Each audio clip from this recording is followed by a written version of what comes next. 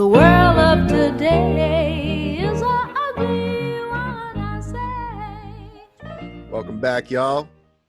The Rundown Podcast, Episode 4. Alumni here. We are your hosts, and this is presented by Rebel Underground Network. Today, we want to do a little bit of a recap about the George Floyd protests. It's been about a week since, things really popped off with the protests, and so we kind of wanted to do a little recap. And then we're going to get back to hip-hop. We're going to talk about some things that are happening culturally that we really enjoy and we think, help to keep the culture alive. And then we're going to discuss some more of our favorites within hip-hop and talk about some albums. And then, of course, we're going to spit game. So we'll get right into it. AJ, it's been a week since, everything really started popping off with protests, and we've seen a lot of different things happening in this country since then. A lot of people demanding change. We're seeing justice to some degree, you know what I'm saying, as far as people being charged. And then we're seeing a lot of love being poured out, actually, but how is that going to influence what's really going on? We got to kind of discuss some of these things. So go ahead, man. You've got the floor. Talk about the shit. What have you seen, and give us a little bit of an update. Well, I mean, I don't know. It's getting. I see more people are getting hurt than usual. You know what I mean? Putting, just unnecessary, innocent people. You know what I mean? Just dying. Like that. And that one old guy that got pushed over. Yeah, he was just trying to hand the guy, hey, this is one of the officer's helmets. Bam. And the dude starts leaking. That's not cool. You know what I mean? That was unnecessary. But stuff like that, you know what I mean? And I just hope it gets better. The violence, it just has to stop. The whole point of a peaceful protest is to keep it peaceful. And the cops don't want us to be, well, not even the cops, but just everybody out there doesn't want us to be peaceful. So it's just, I advise people to just protect themselves, because it's just crazy out there. You know what I mean? It's not even safe to go to the grocery store sometimes. It's... Man, honestly, the worst is yet to come, man.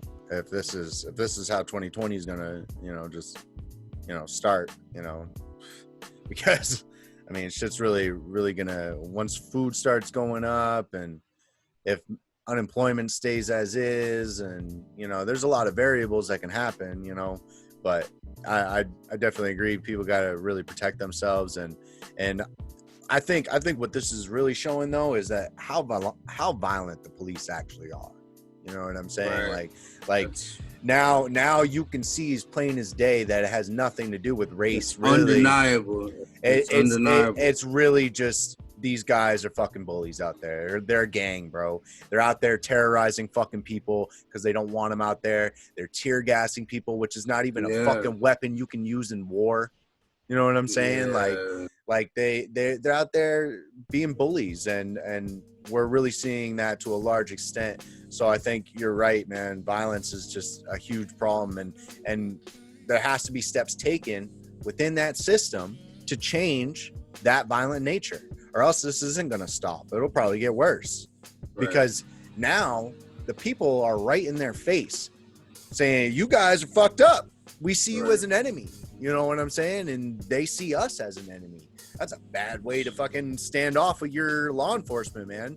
To have that kind of relationship with the people, that needs to be rebuilt, and it needs to happen with some kind of change in the system. I've seen a few things, there are 8 ways or 8 things that need to happen to kind of decrease violence.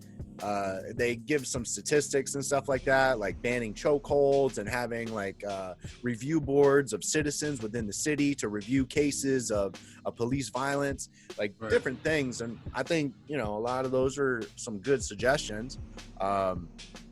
But I think it goes back. You got to rebuild the trust within the community, especially for Black people. You know what I'm saying? The community, like, because there's still hella white people out here just saying fucking, oh, fucking boys in blue, I love you. You know what I'm saying? Like, fuck those people though. You know what I'm saying? Like, but that's not who they're speaking to. They have to start speaking and being good these are the situations that happen. Like, this is probably the most serious shit that's probably happened since I've been alive. That's around me that I see. That's huge. You know what I mean? And it's just undeniable. It's just like, what the fuck is going on? Like, fucking 10 years ago we was good. Now all of a sudden shit is like really going down. And shit was like, good just a week ago. Like, it was really like that. You know, I would say March 19th, 18th wasn't too bad, you know. Still, people getting fucking shot, and there was racism going on, but that was the calm before the storm, bro. That was like coronavirus, and it wasn't good. It wasn't good, but it got a lot worse real quick, you know. All I can say, man, is I don't know what to say. You don't know what to say. I don't know what to say because I'm at a loss for words of what's going on right now. Because it's just like this is our people. Like, we're all one race, and people have been taught to just not, you know what I mean, to separate themselves and no, fuck that, you know, and look at other people different just for the color of their skin. Doesn't fucking make sense to me, but I mean, that's the way America's always been. Yeah, man. It's you know, it's everybody's got their prejudice. You know what I'm saying? It starts with that, but then when you have a system that emboldens that prejudice and it makes it okay, then you got a fucked up country, man. You know what I'm saying? We're seeing, man. I'm surprised this shit didn't happen a lot sooner, man. It's kind of happened throughout the, you know, the 70s, 80s, and 90s a little bit. Definitely in the 60s and shit when shit was really popping off with Martin Luther King and all that. But fuck, we haven't seen something like this in about 20, 25 years, 30 years.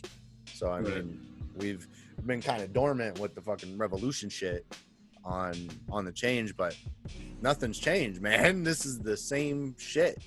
You know, it needs to really change, and it has to start with some law. I can't believe I haven't heard one goddamn politician talk about new laws being put in place for law enforcement on a fucking federal level. I haven't heard anything. No, but I could be wrong, and there probably is, or somebody's writing some shit right now. At least I would fucking hope so, because I mean, if we're not gonna, like, they're making all kinds of bullshit laws left and right, fucking sending the fucking troops in on cities and shit. They're doing whatever they want. How about you do something to help the fucking people real quick and write some fucking laws that put some real restrictions on these police to help stop this brutality.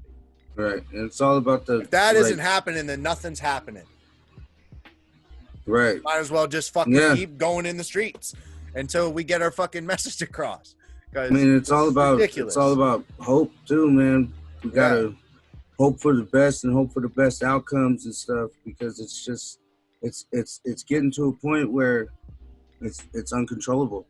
It's absolutely uncontrollable. It's out of, you know what I mean? It's out of hand. Yeah. But all we can do is what we continue to do. But you ain't gotta hurt other people. You know what I mean? You know, protect yourself, but you ain't gotta do all that. There's a lot of shit that I'm saying that's just like, you know. Actually, I've seen a lot of hope though. I mean, there's a lot of celebrities that have donated fucking millions. Doing it, bro. Fucking Russ. Yeah. Fucking look, I think I took a screenshot of it. Yeah, like Russ. You said $550,000. I think 550,000, bro. Yeah. Off of t-shirts. Nah, there's all kinds of places. You know, fucking Michael Jordan donated 100 million. I know that for sure. Oh yeah. There's a bunch of other big corporations That's that have crazy. donated apps and stuff, you know, on like Snapchat Right. and Twitter and, you know, different Yeah. organizations. Well, that's shout out to Russ. Yeah. A lot of people are raising money too. Yeah, especially that's in what he hip-hop. did. He raised Yeah. the money. There you go. Yeah.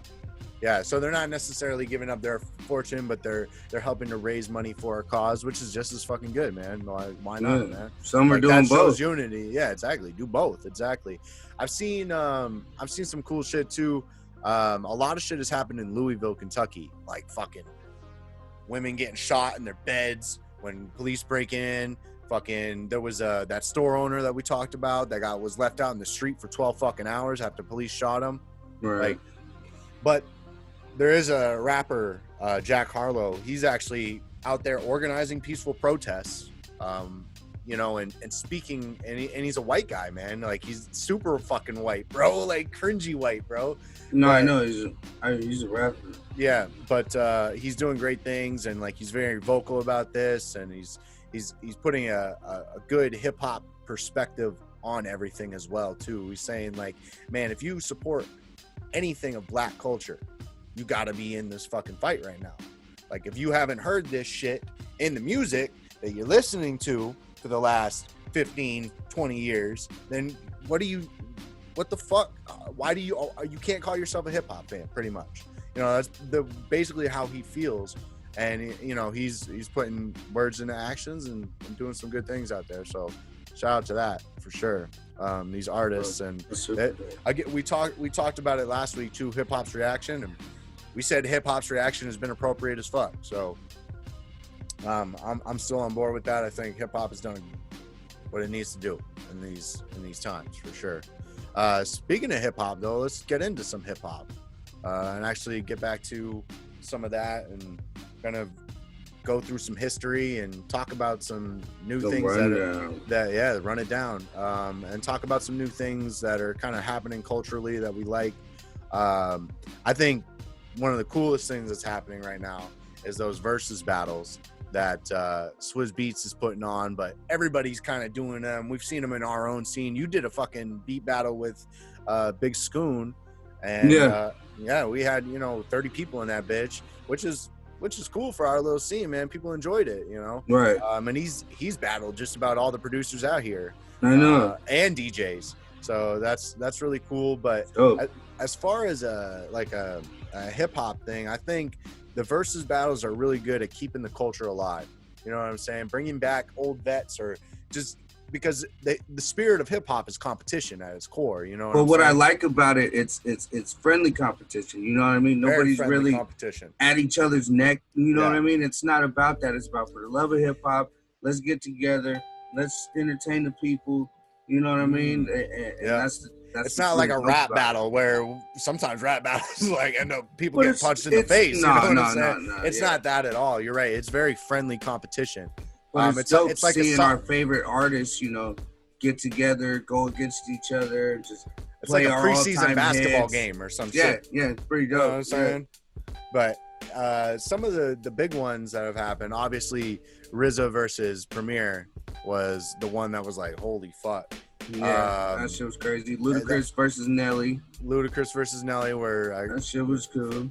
Yeah, Nelly was cool. Nelly definitely lost that. It was cool. Yeah, it was cool. But it was dope, seeing them go head to head, like, oh shit. RZA and Premier, man, that was pretty crazy. RZA put Wu-Tang against everybody, bro. No, that was some. He's like, fuck it, bro. I'm just playing Wu, the whole thing, and I think Primo won just because the diversity. He's got shit with Nas. Primo put Big L on there. He played Christina Aguilera. He played everything, dude. Bro, he played that Christina Aguilera. Did you? He even was like, I have to put it on you. He didn't even play full clip, bro. He didn't even play full clip. You know what I'm saying? So crazy, man. But what are some other ones you want to see, man? Well, just like as far as just hip hop, or hip hop, underground hip hop, or shit. anything, man, because there's different levels to this shit. Like, there's obviously some big name ones that we would love to see. Right. Obviously, the obvious one is J. Cole and Kendrick. Everybody would love to see That would be super dope. That would have millions of views Just and have them seconds. go back and forth. Yeah, and play their catalogs. Who do you think Yeah. would win in that matchup? It's a hard one, man. I'd probably, I don't know. That's a hard one. I probably have to give it up to Cole because I think I started listening to Cole before Kendrick, but Okay. and then eventually I started. I think Kendrick would win, but well, I think I don't know, bro. That's a real hard tough one. That's a hard well, that's one. why it needs to happen, type shit. You Right. know? We'll see what happens. Yeah. Who's a big one you think? Let's throw one up there. DMX and Jay-Z. I was gonna say Nas and Jay-Z, just because of the beef that they had. No, you know what I'm saying? that's not really like. I think Nas would have that'd be a clean sweep, dude. Because I think Nas, I think so too. Nas would have to I don't go know. against somebody else, bro. Okay. Nas would have to go against somebody else. Okay, so because he's more. I don't know. He's more. Who would you put him up against then? Nas. That's one of the best rappers, bro. Like Andre 3K, something. I don't know. That'd be fun. That'd be dope to watch. That would be fun. That's two totally different styles, though. But I think another one, if we're doing producers, I would love to see Dr. Dre versus Kanye West. I think those guys got enough fucking hits in their catalog to just it'd be ridiculous, bro. Because Kanye has all kinds of other stuff that he's produced for Jay-Z and a bunch of other artists. You know what I'm saying? Right. So he doesn't just have to play his own shit, but his own shit is. I got Dre good, now. you know? One. I think Dre would win too. I got Dre in that but one. Ye would put on a show. Sorry. Ye would entertain the fuck out of us. Oh hell yeah! That's You what know? that's what Kanye is about. He's an entertainer. Yeah, so I think definitely that would be a good one. Here, let's each drop a name out of a hat, and you got to put somebody up against the guy I name, or vice versa. All right. I'll let you go first. You give me a name. All right, let me start out. Ritz. Ritz. Yeah. I would say Locksmith. I would like to see Ritz That versus would Locksmith. be sick. That would be a good one, sick. bro. Because Locksmith isn't necessarily the creative chopper Ritz is, but lyrically, he probably has a little bit of an edge on Ritz. He's up there. Ritz is underrated as fuck, though, dude. I tell that to Sam like all the time, and she's like, "Yes, like, this guy is that dude's crazy crazy. talented." That's a good one. Okay, Lupe Fiasco. Lupe Fiasco. Lupe. I don't know. No. That's a tough one, though. Oh, Lupe versus Mos Def. Ooh. That would be dope. I don't know to do that. That would bro. be sick. That would be incredible. I would lose my mind if that happened. That would be sick. I would say they both win. Because Because honestly, I had Lupe on my list a couple weeks ago, but Mos Def is in that honorable mention right there. Like he was my number 5. They would go neck and neck for Yeah, sure. he was my number 5 with Locksmith, honestly. Like I think by the end of it all, Locksmith's probably a little bit better MC, you know, but Mos Def is one of the greatest of all time. That's just, I don't know. That's just my own That's yeah. tier of how I fucking rank, but that doesn't matter at all. Mos Def has dropped classics, and I can't really say that Locksmith has, you know what I'm saying? So we gotta wait, but I think when it's all said and done, Locksmith will be up there. All right. So I give let me you throw Lupe, another one. Yeah, give me somebody. Let me see.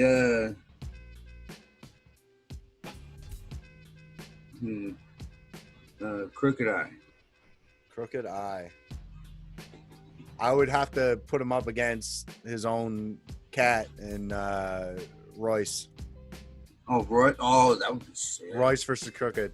That'd be dope. Like on some inner slaughterhouse shit. Yeah. That'd be crazy. And then you could do Budden versus Ortiz. And then we have Ortiz. I would say it'd probably be Royce bro. and I don't know, man. Well, Wooden's tough, but he's got really good mixtape shit. But yeah, I mean, I like Ortiz too, man. That's a tougher matchup than Crooked and Royce. I think Royce is really in another league Shit. type shit. Yeah. all right, let's do one more. All right, Black Thought. Give me. Who you got against Oh, that? oh, Black Thought. Hold on. Put your number one against my number one, man. Oh, Black Thought. Oh, Tech. Black man. versus Tech, bro. That's ridiculous. Man. Like, how do you even judge something like that? That wouldn't even. I don't even. It's too like I totally think everybody would original be types like- of hip hop. You know what I'm saying? It's too totally because like the Roots got the whole band thing, the real like hip hoppity shit. You know what I'm saying? And then Tech is just another level of flow and beat production and like I don't know how you grade something like that, but hey, I don't maybe- even think it'd be graded. Nah. Everybody would just be like, Both "This are is goats, fucking crazy." yeah, yeah, we just entertain. It'd be Everybody would be like, "Holy shit!" yeah. I could see Tech being humble as fuck and being like, no, this guy right here, it's Right. not even, entertain that. But also, I want to shout out real quick Tiny Desk from NPR, okay? Because they are showing mad love to fucking hip hop on this shit during the quarantines. They had J. Rude the Damager on there, fucking old as fuck, still spitting, killing shit, bro. They just had Ciroc on there, like dropped today, and she fucking murdered that shit. Yeah. And then Probably one of the most they had- underrated female MCs in Bro, the world right now. she might be bro. one of the most underrated MCs, period. Let's not. She's There's a fucking, lot like, of female MCs where you don't even need to call them a female MC. Like, don't do right. that to them. Oh no, Don't do what that do you to mean? them. Don't do that to them. I You've I never heard just- the term "femme MC"? I've heard of it. It's not disrespectful. What the fuck? I don't think it's necessarily disrespectful, I stated it but for they that can fact. compete Hold with on. the rest of these motherfuckers. So why Hold would on. we like distinguish Because them? no. as a The reason why I underrated said that is female for the MC. viewers. Somebody might not know who Ciroc is, and if we say it's one of the most underrated MCs of all time, they might be like, "Oh shit!" And then boom, it's female. It's unexpected because Okay, you shock know what I value. mean. She's All right. yeah, that's what I'm We saying. want shock value on this podcast. Okay, Exactly. You know what I'm saying?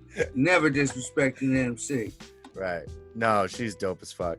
But yeah, no, there's some like next tier chicks that are just killing mics, bro, and that's facts. I have a lot of respect for female MCs. But yeah, no, Tiny Desk, man, they are killing it, showing mad love to hip hop. They kind of always have, but they had Tech and Chris on there one time, just killing Yep. shit. It was Mac Miller. Mac Miller has one of the most views of any of their Oh, yeah, concerts. Yeah, and that was a great performance too. So yeah, no, classic stuff, and I just want to thank them real quick. Hip-hop. Yeah, hell All yeah. right. Well, let's get into this. I think we're gonna name, just as MCs, we always have, inspiration. Obviously we're inspired by the hip hop, the MCs of our time that we grow up with. We basically listen to every day. So, I think we should, 3 albums that really, inspired us individually as MCs, that basically made us want to, rap, Yep. I don't think they should be in any particular order, but definitely, Okay, 3 yeah. albums, top 3 albums that are like, bro, yes, Yeah. these are the ones. So I'm gonna let you go first. I got So two. Eric, I got two that easy. I gotta really think of a third one. Let's go back and forth so I have a second to like think about it. But I'll give you Okay. one, you give me one, and then that'll maybe help jot our memories.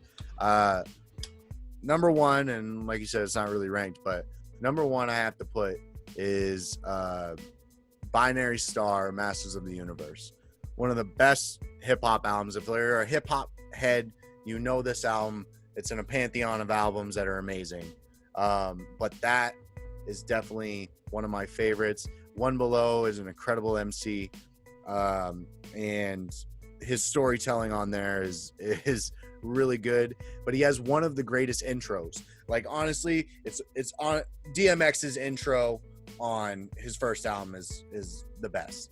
But as far as intros, One Below on I'm not Reality Check is what it's called. One of the best introductions in hip hop history for sure for an intro track. So that's one of my favorite albums and inspired me a lot. Got me into hip hop and alternative hip hop, real lyricism and because One Below is an MC's MC. You know what I'm saying? Like he talks about the art and the craft and bars and you know what I'm saying. So he really inspired that. But yeah. All right. Since you brought it up, I got this album when I was like maybe like 10 years old, but it was the DMX, his first album is Dark and Hell is Hot, and I would play the shit out of that album. I actually bumped the shit out of that front too, to back, and that was like one of the first like real rap albums I really like started listening to when I was, you know, growing up at the time. And that was probably the only album I listened to for a while. And that from front to back, the beat production, DMX just going in, just like the he's a genius. Yeah. You know, when it comes to writing, the voice inflection, you know, of how he spits and the collabs he has on there is fucking ridiculous. Yeah. I think. Yeah, man. That's a great album. That's a classic for sure. You brought New York back with that one. That's definitely ridiculous. One of them. And still to this day, probably one of it got to be in your top 5. One of the hardest intros of all time. Oh yeah, no doubt, dude. To any album, one, like, bro. So that's classic. That song in itself is classic. But okay. So here's the thing about DMX. It's funny. It was kind of a little before I got into hip hop, but I had a friend who liked a lot of aggressive hip hop. Like he played DMX, he played a lot of Eminem, he played a lot of ICP. Like he played like some real like fucking white boy rap shit, like really aggressive, angry shit. And so I did hear a lot of that like growing up. So I definitely feel that we bumped that album, and then Flesh of My Flesh, Blood of My Blood. He had that bumped all the time, which was another DMX album. Yeah. So those two. So I guess I'll go with something too from my childhood that I really fucked with.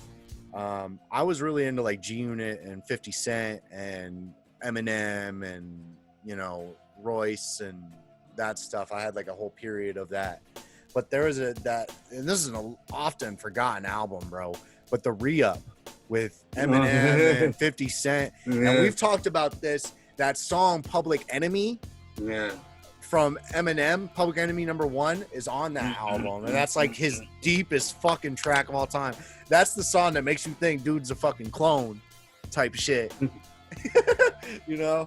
So yeah, no, that album was great, man. Just Eminem, that was like the last. And then Eminem went into that weirdo fucking phase right after that. But that was the Eminem show was probably up there for me too. I bumped that a lot. Yeah, that was a really influential album for me. But yeah. All right, since we're on the subject of Eminem, fucking the Marshall Mathers LP, dude. I remember like riding around in the car, and then like my stepdad at the time, he fucking be like, I'll give you $5 if you can rap this whole song. Be like, the cuss words too? Yeah, don't even worry about it. And then I could never do it, and then one time I fucking did it, and it was pretty dope. But that album alone was fucking insane, bro. Like from start to finish, you can listen to. Yeah, no, there's some great. You know what I mean? There's some underground tracks on there that are just like, like Criminal. People don't really. Yeah, that's not one. That's not really an underground. Everybody should know that fucking song. Yeah. That's the. But like, Remember Me. That shit's crazy. That beat is crazy. Fucking Kill You. Isn't I never knew I is that song on there too? Yeah, it's called Who Knew. Yeah, I love that song. I don't do black music. I don't do white music. I make fight music for high school kids. But life's at risk when I drive like this. This is crazy. Yeah, no, I love that. Crazy. I love that beat. That beat was nasty. Yeah, I think Dre produced that. Actually, I mean, you know, as an adult, I don't really listen to Eminem anymore. But back as a teenager, I really did, and I liked Infinite a lot too. Like 313, that track on that album, and then the song Infinite itself. Like I love those fucking songs. Yeah, no, that was like some really hood Eminem. That was like that was the gangster Eminem right there. Marshall Mathers LP was the Jason Eminem, the Jason Voorhees Eminem. That track he does a track with I think it's with Mr. Porter, on the Infinite album called 313. And he's got a fucking line, the last line of the song. He says, "You could be quick, jump a candlestick, burn your back, and fuck Jill on a hill, but you still ain't Jack." Bro, lost my mind the first time I ever heard that shit. And dude, that's not even like the only punchline. He's like, "I make the fans throw up their hands like they swallowed their fingers," and just bars, bro. Like I love that shit. Yeah, definitely one of the dopest. Yeah. Last album for me, go back to Black Thought. Got to get something from him. Things Fall Apart by The Roots, man. Actually, this might be a top 10 hip hop album of all time. Like that album is actually based. It's not really based off a book. It's named after a book, Things Fall Apart, which is about the African slave trade, and so it has like a lot of conscious elements to it. But there's just so many good fucking beats on there. Track called Dynamite. Touch this ill-fit dynamite. Like that. That's a great track. And then he has a song with Talib Kweli on there. Oh man, I don't remember what it is. I don't know if that's on the album, actually. No, probably not. But he also has one of my favorite songs on the album. Is called Ain't Saying Nothing New. Oh my God. It's like a dope ass posse cut, and the beat is just bananas. Right. It's one of my favorite albums, and probably the Roots' best work. And most Roots fans will probably acknowledge that as their best album. But all their albums are good. Like all of them, bro. Like Black Thought has never spit a whack fucking verse in his life, you know? So, yeah, Things Fall Apart for me is definitely number one. Well, my childhood was different. Like, hip-hop came to me at a very, very young age. Yeah. And it's because of how it was, you know, my mom had probably over 300 CDs, dude. Damn. Like, yeah, so I said it before in the podcast, I think, but All Eyes on Me by Tupac, man, that was the first official hip hop album that I always listened to, and that was the first one I ever got as a kid. So that was the one that was album, oh, I swear to God, bro, it was crazy. But at the time, it has like 15 songs on it that are just amazing, like classic songs. It's funny though, because at the time when you're that young, you don't really realize what you're listening to. Yeah. But it's inspiring you without you knowing it's inspiring you. You know what I mean? So it's pretty fucking dope. That's the one for me. And it created history, bro. It was I think that was the first double disc hip hop album ever, I think. I'm not 100% sure, but it was one of them. You might be right. I don't know. But that's what I'm saying. I might have to look that up, but I think Tech has one. I don't think anybody's ever killer album. Yeah, but that was way after Pac. Yeah, I'm talking about one of the very first double disc album. I don't think anybody did that before that. It doesn't matter. Might have to fact check me. I don't know. That's a crazy accomplishment, though, for sure. Yeah, but that was the one, man. That the same group of friends that I was hanging around with as a kid listened to Tupac too. We listened to everything. Rather Be a Nigga. We listen to that track all the time, bro. That's one of my favorite songs by him. I like I can't even say that shit, but it's still just a dope ass song, bro. That's funny. So yeah. I imagine y'all pulling them too, like riding in the car. Bunch of white boys in northern Maine bumping Tupac, bro. Real shit. That's funny. Yep. That's dope. Real shit. Yeah, it is dope, man. That just tells you, man, like that dude spoke, man, to different people and just made great music, man. Like goat Hip-hop shit. is real. Yeah, for sure. All right, you want to spit some game real quick?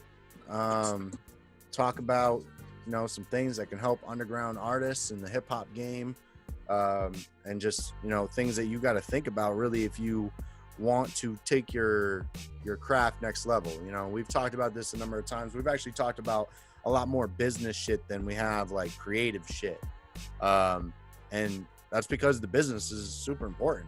You got to think about these different things when you're in the creative process. Like when we were talking about content, like when you're making a music or you're making a song, like it's a good exercise to think visually about what you're writing. How would this play out in a music video? You know, how can I turn this into content, or you know, just you thinking about it like that, business wise, thinking about numbers and analytics and what's going to help my brand and things like that during the creative process is super important, you know. So I think that's you know, just a good point of attack right there.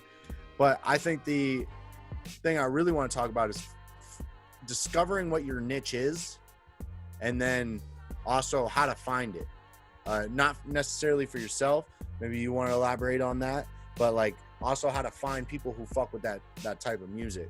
So what does that mean to you, man? How would you go about defining your niche and kind of finding it for yourself? Well, first of all, I feel like just personally for me, it's all about your style. You know what I mean? Finding that specific style that you might want. You know what I mean? You know, like for example, like versatility is a style. You know what I mean? Being able to chop or being able to just rap on hip hop or something like that. You know what I mean? Or yeah, being able to sing and fucking, or if somebody's able to just write hooks all the time, like that's versatile. Writing for other people. Yeah. You know, versatile. Producing style, your own shit too. Yeah. So, or you know, finding a style. So, you know, technically it doesn't have to be a versatile style, but like if you're great at singing, or what I like to call sing rapping, you know what I mean? You know, a lot of people do that, and you know, but a lot of people do that and they're successful with it. Like it sounds great. You know what I mean? So that could be your niche, but real shit. Once you I love Roddy Ricch. Roddy Ricch is amazing. Right. You know what I'm saying? He's in that sing song kind of rap, but like his shit's dope, bro. Right. So. Black is too. The dude Black is pretty dope. Okay. But yeah, once you find that style, I just feel like you stick with it, you run with it, you make sure it's comfortable for you, and you know what I mean, you're able to experience with it, you know, and well, not right now, but eventually, you know, going to shows and taking that style out in public and seeing if it works for you, how does the crowd react, you know, shit like that, and stick to that style. You know, once you stick to that style and people see that it's at a constant, you know, it's constantly coming out of you, and they constantly see that style, they start recognizing it. They're like, oh shit, that's so-and-so. So that's how I feel about, you know, when you say find your niche, you know, just find the style, stick to it, boom. Yeah, and think metacognitively about what kind of music are you making. So metacognitive, say that word 3 times. Yeah, I know. Metacognitive means to like think about your own thinking. Like think about, okay, like why am I feeling this way? That's like an obvious metacognitive question you would ask yourself when you're upset or something, like why do I feel this? And you'll have fucking therapists tell you to do this shit and all that. But anyway, think about what your music is, you know, what, and narrow it, man. Like, yes, make hip hop. There's fucking genres, subgenres of hip hop just galore. Find what a subgenre is. So say if we went into our subgenre, it would definitely be conscious underground hip hop. That's the subgenre. Over hip hop, that's conscious and underground. if we want to go into more niche for you, definitely chopper, you know, trap, chop, you know what I'm saying? Whatever. I don't know what you would call it, but I would that's call the myself niche. versatile. I just don't sing. Right. But or fast rap.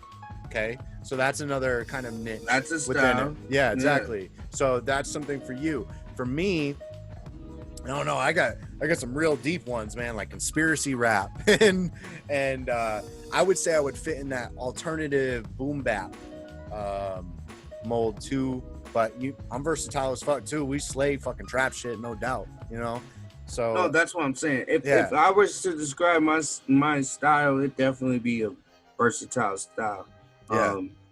And that's okay to fit into different pockets. No, that's what I'm saying. You know it's dope because you can kind of see what works for you. You're kind of like, okay, I've never tried this before. Let me see how it sounds once I do it. And then you put it out and then you're like, holy shit, that kind of worked. And then you start to do it again, you know what I mean? Or, you know, if you don't normally rap on trap shit, and then you just give it a try and you're just like, holy shit. And people are impressed. I actually kind of did that shit. Yeah.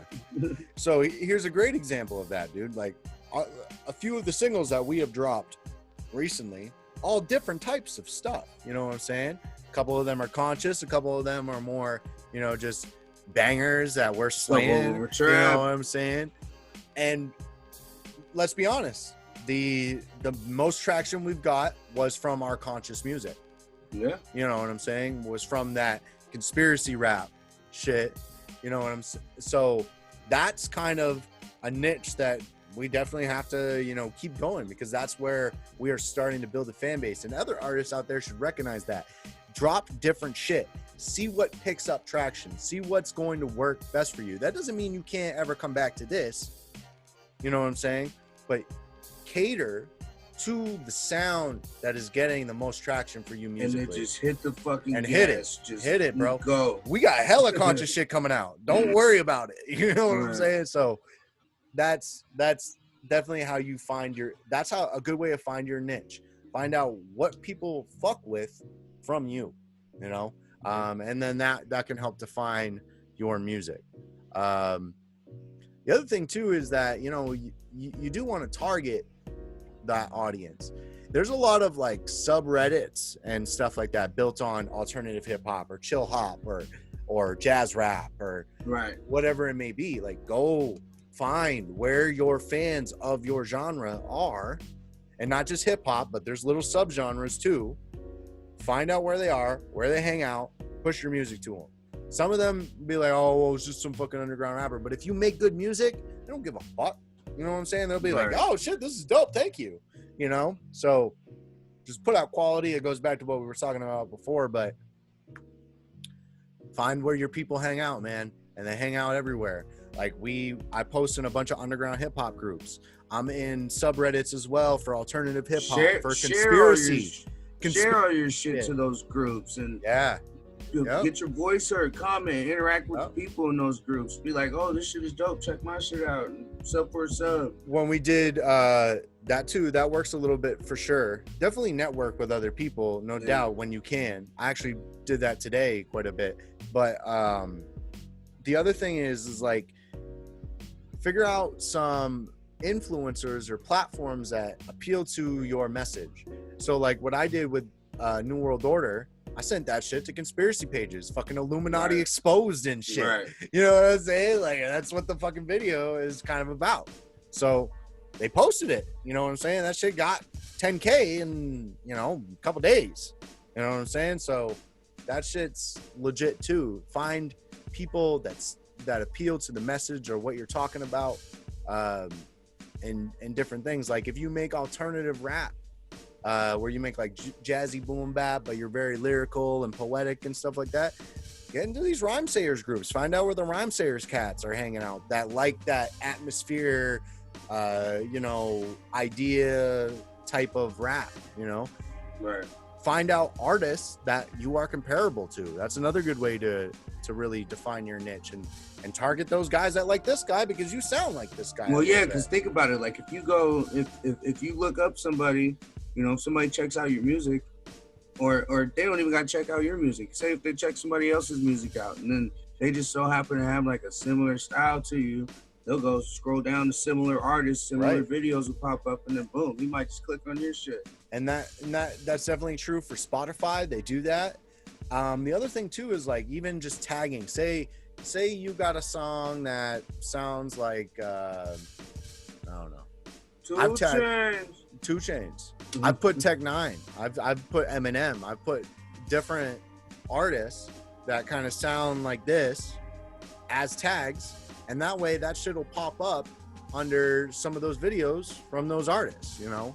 So, you know, it's just that's targeting your niche a little more, especially if you are comparable to those artists, but you probably shouldn't be trying to sound like Eminem or Tech Nine. You should have some original shit going down.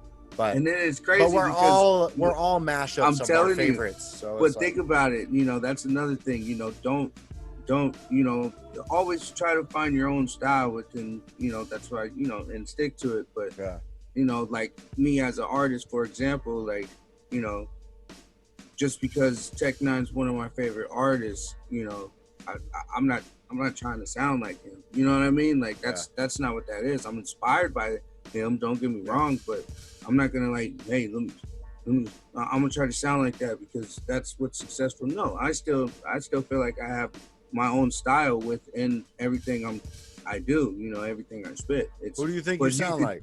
You could definitely see the influence. You know what I mean? Right. Yeah. Who do you think you sound like?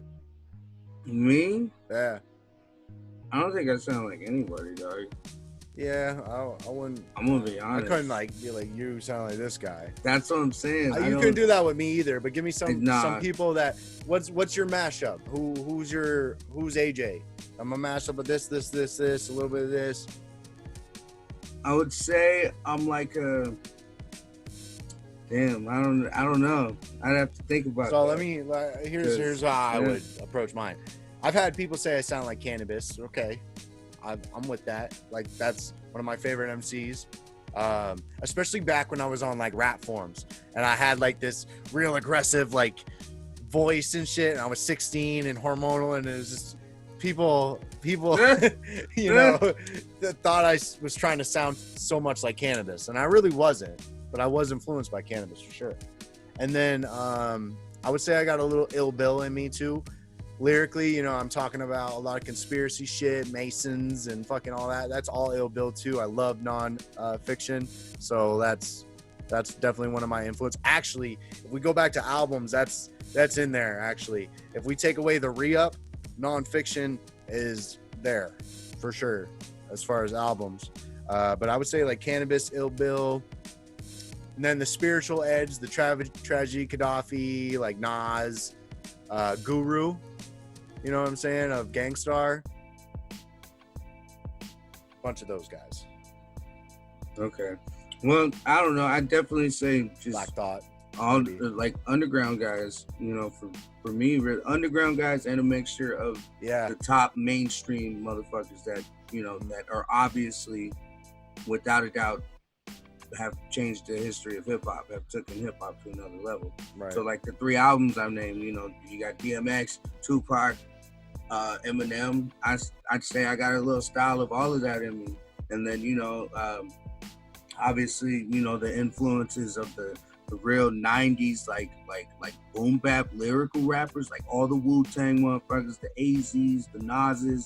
I feel like there's definitely a spirit of that, you know, within my soul or within my talent type shit. Like there's New York shit. You know what I mean? Like I think I was in another life. I was born in New York. Like I got most of my favorite rappers are from the East Coast. So like I get that East Coast hip hop is definitely our niche a little bit.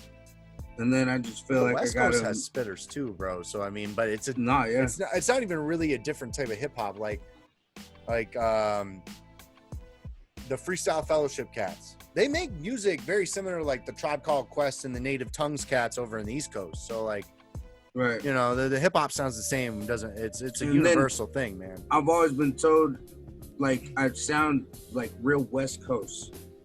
Like you could tell I'm from the West Coast, I guess. Like I've been told multiple times. Like, Yeah, you got a little gangster in got you a for sure.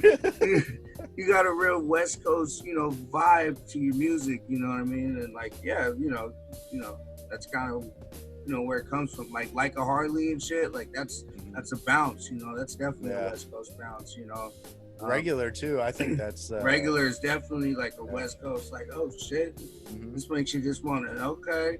But yeah, the flows within that I feel like are very West Coast, and the sound as well, the beat selection. But and then obviously the last would be all the fucking choppers, bro. I definitely have a chopping bone. You also have other influences outside of hip hop too. Oh yeah, bro. Like I think we all do for sure. But that's what I'm saying. Right. I have like there's so many like with layers to that. Yeah. I know so much music, dog, and it's like I've listened DJ to so AJ, many bro. artists. Real shit. I've listened to so many artists, and it's just crazy. Like, obviously, like if we're going like all-time musical goats, you know what I mean? Like, yeah, I know that's it's a whole different conversation. Yeah, it's a totally different conversation, bro. Yep, for sure. But like what we just did is like a good experiment on how to figure out what your niche is. You know what I'm saying? So like anybody who just was watching that, like do that. Ask yourself those questions. Talk to other artists about it. And especially other artists that sound similar to you. Like ask them where they're finding fans.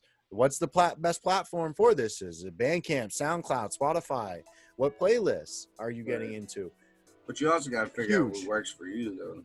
You do have to find out what works for you, because what works for them, maybe they give you that suggestion and maybe that's not your thing. And it's just not, it's not your thing. It's just not working, or you just don't feel right. You definitely want to be comfortable once you have that style and you're asking questions, and if you get the right advice, oh shit, that might work. You know what I mean? If you think it might work, you got a good feeling about it, roll with it. But somebody tells you some shit and you're just like, nah, I don't really see myself doing that. Right. Then don't do it. Yeah, exactly. No, that's good advice too. Yeah, definitely be true to yourself. That's the main thing, to find your niche. If you're not true to yourself and you're just trying to copy somebody else, yeah, you're gonna get pigeonholed into this, and then you're not gonna go anywhere musically. The best artists grow and change and keep just trying to become better. So that's what you should definitely focus on. But you can do that within a niche, especially as you build a fan base and a rap career. And then start collabing with artists with different fucking styles. True. Because then you're reaching different fan bases. Yeah. What I mean? Somebody might hear your shit that they probably wouldn't have heard your shit because, but you might drop a song that's like, oh shit, I fuck this. But collaborating too with people in your niche too. If you do horrorcore music, fucking horrorcore. Yeah. Find the cats that do horrorcore. People are gonna want to see those collabs. Yeah. Especially if you're in that, if you're in that, that's why all the underground independent artists collab, because people want to see that shit. Yeah. Yeah. Even like on YouTube, all the YouTube rappers collab all the fucking time. All the time. Yeah. They have to. They did it. They dropped a whole cipher. Yeah. They be dropping whole ciphers. Yeah. No, Crypt and all that. They're pioneering that shit. They've been doing that for a long time. Super dope. Yeah, it is dope, man. Hip hop. Back to hip hop. Still protesting though. Rest in peace, George Floyd. And everybody else too. There's been so many other people that are just falling victims of some stupid shit. But I mean, the good fight is being fought. There's a lot of bullshit happening, but it's about time. And we're definitely going to get back to hip hop too. But keep tabs, because that is the story of hip hop. You know what I'm saying? Yeah. It just is. So with that, we're out for this week, episode 4. Protect yourself. Protect yourself at all times. Yes. Be safe. Make sure your family good. You know what I mean? Use hand sanitizer. Wash your hands before you eat. Real shit. And just show love, man. Everybody needs love right now. So Just show love. Much love to everybody who vibes. watches this, who supports our music, who fucks with Rebel Underground in any sort of y'all, way. real, Everybody in Vegas, everybody around the world. Real. Like, real. we're all family and shit. I can't wait till we make it so we can fucking, we can all do it big. You know what I mean? Shit, yeah, hell yeah. Man. Shout out to everybody that fucks with us, man. Hell yeah. All right, we out. Peace. Yeah.